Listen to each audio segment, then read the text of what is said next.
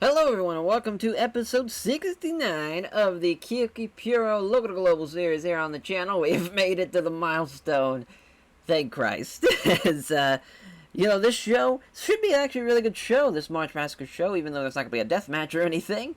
Still should be a quite the fun show. You're kind of looking at this, the last time we ran March Massacre last year. Just kind of look at the names. Acid 2, Aztec Prince, two guys who are not with us anymore. Kinji Akamatsui and Xavier Reckless, two guys that are not a part of us either. Joji, not here with us either. Carlos Gonzalez is gone. Stealth Z is gone. Literally half the people on that card are not here. It just kind of shows you how much we have changed just in a year's time.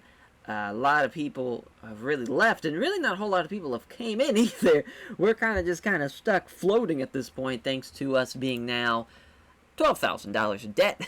We lost about $12,000 last month. We'll probably lose a little less than that this month, probably around 6 or 8. We'll be at around $18,000 in debt. Will we end the series off before we run out of debt?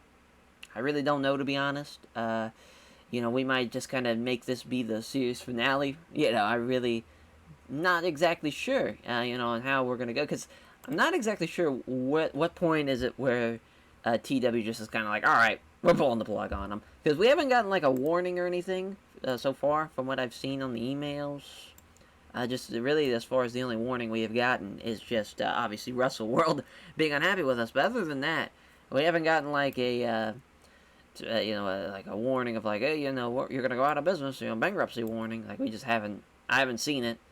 That's really. I guess I could look at the news ticker here. Oh, no, probably not at this screen. Yeah, that's right. We can't at this screen. But I just figured we could have 427 people at the show though, which is pretty fun. As far as I guess we can go through just the top, just to kind of showcase everything. So yeah, Supernaut was our second best ever show.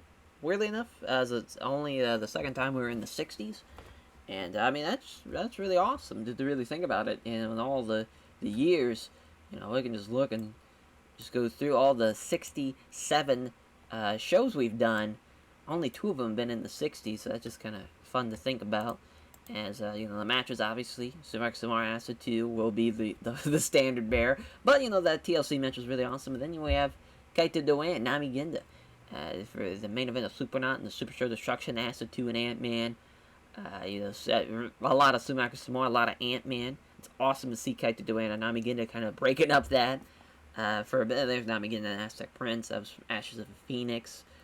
Tachi Kanoe, Sumaka Samar, and Acid 2, the triple threat from Kyoki Puro Project 2023. The Elimination Triple Threat from the Marvel's Birthday Blowout Bash of Sumaka Samara, Carlos Gonzalez, and Ant-Man. I mean, yeah, Sumaka Samara was the heart and soul of this promotion. He was the guy, as obviously attendance is going to be 300, obviously no pay-per-view buy rates, and TV ratings, viewership, though super not 10,000 people. It's all the show. Thank Christ. It's kind of funny, because, really, if we had the money to afford it, this would have been kind of worth it, because we have gained so much pop just from September to March. It's been from 26 to 29. That's been quite a leap. And, really, as far as, it would take months and years to only get, 1 or 2, population, increases of the population as far as pop goes. But, man, we got, from 25 to 29, 4 in the span of 4 or 5 months. And that's just crazy how far we grew up. But it's not going to be enough. It's not going to be enough. As this show, if this is the send-off show, it's been a hell of a ride. Hell of a ride. As it's been the longest TW series we've ever done. As far as not only time, but obviously, episode length, or really episode naming. We're now 69 episodes. A lot of fun. If next TW, whichever it may be, or even the Pro Wrestling Promoter game, whenever that comes out, I don't think I'll do a local to global, just because that was kind of a tradition going from TW 2016 to TW 2020, and I was just like, oh, we'll keep that going. That was the first series I did. Might as well keep that going. Think of the next TW game. I think I'm not going to do a local to global. Instead, might do a kind of like a Road to Glory, if you ever seen people play that, where it's the idea is you have a user character be in an active participant. I'm actually not gonna do that though. It's gonna be a slight variation of that, where it's gonna be I'm gonna be the booker, but not gonna be focused really more like an authority figure type of thing, where I could at least do stuff in the ring as far as like promos and whatnot, but really not so much like actually wrestling and whatnot. I just feel like that'd be kind of weird. Don't really feel like that's needed. But still, this has been a hell of a ride, a lot of fun to do kind of F&W in the C-verse, and to go for a year and a half. We've really pushed the distance, and now if this is the swan song, which probably is, hey, we had a hell of a run. As the main event for the March Massacre show, it's going to be Kaito Doan versus Mercury in a national title match. I mean, this should be a banger of a match. Mercury and Kaito Doan, no strangers to each other. They've had their matches in the past. Only one match is Bad Motherfuckers, and Mercury did beat Kaito Doan. And this time around, though, it's not looking like Mercury's going to get the win. As Kaito Doan will be getting the win. And I really like it going 20 minutes. I just feel like that's kind of where we're at right now, where we can have our Kyoki Pure Championship matches go 20-some minutes. In any given time. I think that's really, really fun. As the national title match, Nami Genda will defend her championship against Kira Claiborne. She's had quite the fucking run as of late. And,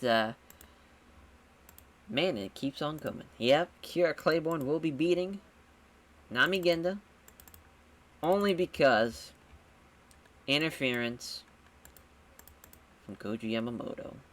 He is turning Nami Genda. I'll be a son of a bitch, just feel like it's what a fun kind of farewell if the turn does happen. As if this was the end, I think that's just a great way to end it. The interference with the title change, I just feel like it'd be really, really fun. We'll have outside interference as the finish as well, just to protect her. As, we'll probably have that be there.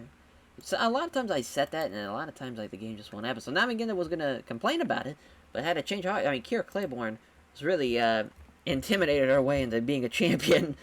It's kind of awesome. As, now the undercard, looking a little bit like this. Dark Wing versus Hector Gallinado. Obviously, a man who cost, Hector and Marco a tag team matchup victory against, Cloaked in Shadows. With Darkwing getting the win. We'll have to be a high spots match as well.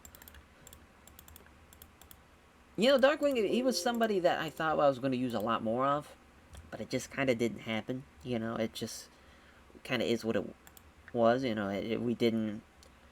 His ratings weren't as good as I thought they were going to be going into it, but it's still, he had a nice little spot for himself, though. As next match, tag team matchup, Cloaked in Shadows are going to take on Aki Kamio and Yuta Asano. Should be pretty fun. As, wouldn't you know it? No. Aki Kamio was going to get the win. She's going to beat Prowler. That'd be crazy, though. Cloaked in Shadows just going to run, and they get a tag title match with, fucking, Waiko.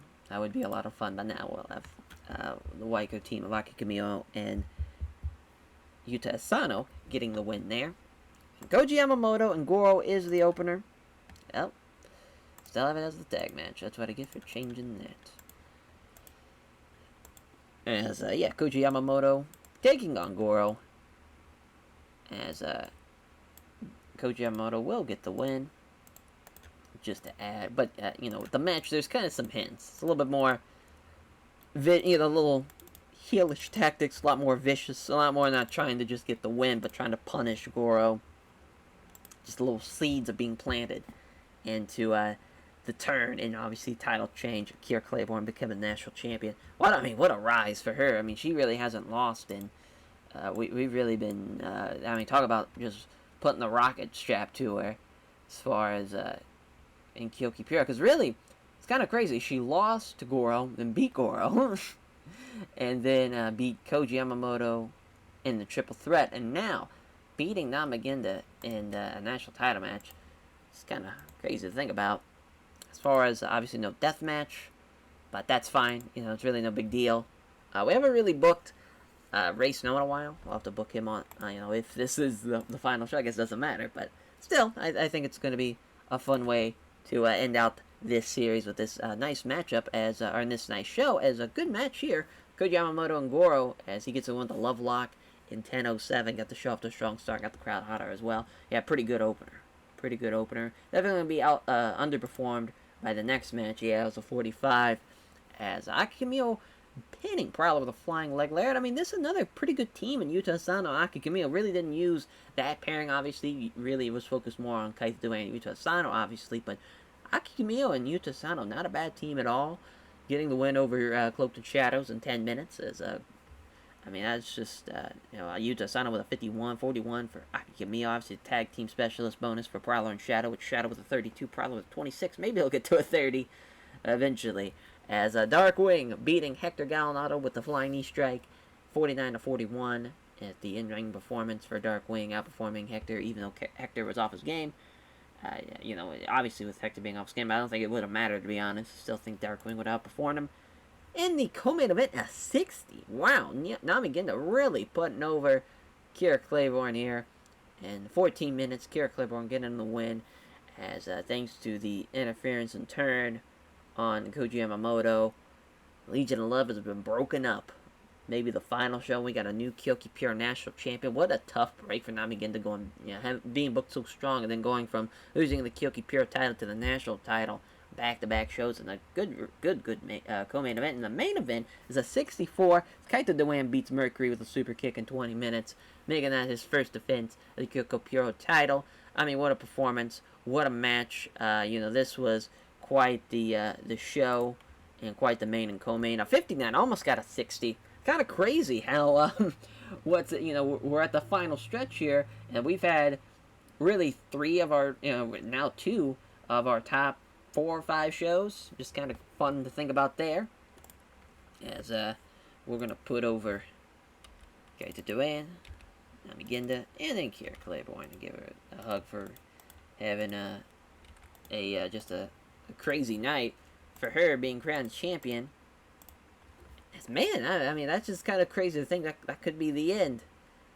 Kira having Kira being the national champion, really trying to make a star. I think that was a really cool idea and fun in theory to have Nami to elevate somebody. As then Kaito Doi and Mercury felt like that was going to be a really good match, and it delivered. 64, nothing to snark about that. Let's see what's going on. Oh, another pay raise for Kaito Doi. 50%. A little annoyed. That's fine.